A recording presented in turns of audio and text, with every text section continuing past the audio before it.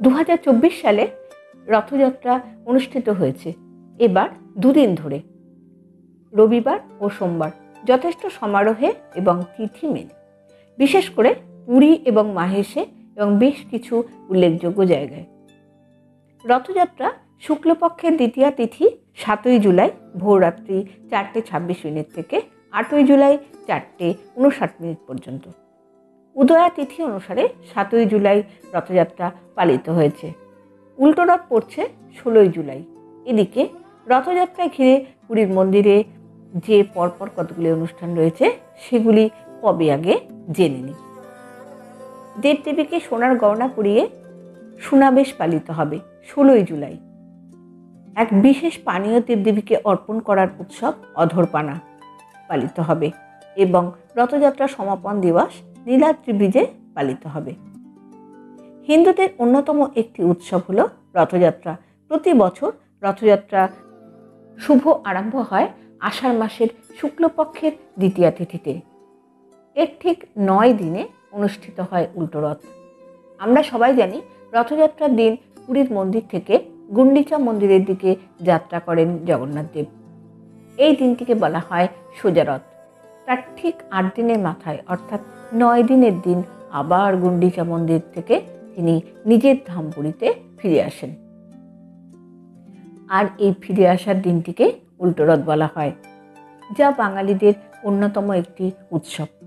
মাসির বাড়িতে জগন্নাথ দেবের প্রিয় খাবার পোড়া পিঠে, যা তৈরি হয় নারকেল ও দুধ সহযোগে।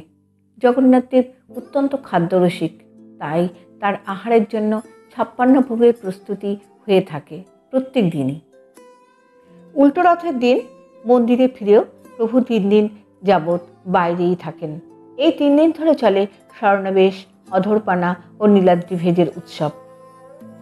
একাদশীতে অর্থাৎ 3 দিনের প্রথম দিন জগন্নাথ সহ সুভদ্রা, বলরামও সেজে ওঠেন নানা ধরনের সোনার অলঙ্কারের সাজে। পুণ্যযাত্রা পর একাদশী তিথিতে পালিত হয় এই উৎসব, যা সোনাবেশ নামে পরিচিত। অর্থাৎ ঈশ্বরকে এই সোনার গহনা দ্বারা আবৃত করা হয় বলেই এই দিনের নাম সোনাবেশ। এই দিন কতগুলি নিয়ম আমাদের অবশ্যই মানতে হয়। সেগুলি হলো, এই দিন একটি পেতল, কাঁসা বা রূপা যে কোনো ধাতুর পাত্র ভর্তি করে আতপ চাল নিয়ে তার মধ্যে একটি হলুদের গাঁট এবং একটি 1 টাকার কয়েন রেখে সেটি একটি হলুদ কাপড় দিয়ে বেঁধে প্রভু জগন্নাথের সামনে রেখে দিন। পরে সেটিকে সারা বছর ধূপ ধুনা দেখাবেন, পারলে পূজা করবেন।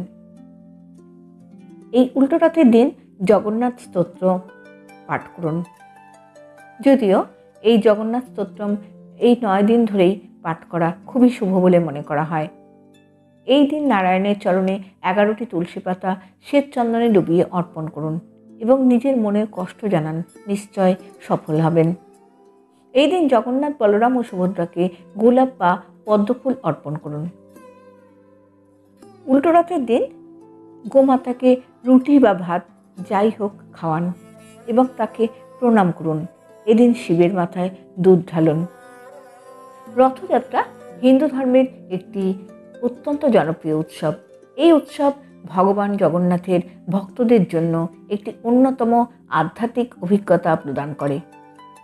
এটি শুধু একটি ধর্মীয় উৎসব নয়, এটি ভক্তদের জীবনের একটি অবিচ্ছেদ্য অংশ, যা তাদের ভক্তি, নৈতিকতা, সম্মান, বিশ্বাস এবং আধ্যাত্মিকতার চিহ্ন বহন করে।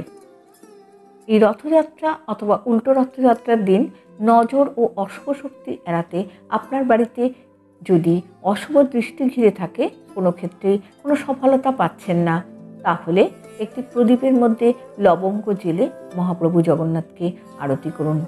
একটি লাল কাপড়ে লবঙ্গ রেখে প্রভুর চরণে রেখে দিন। পরে সেটি লকারে রেখে দেবেন।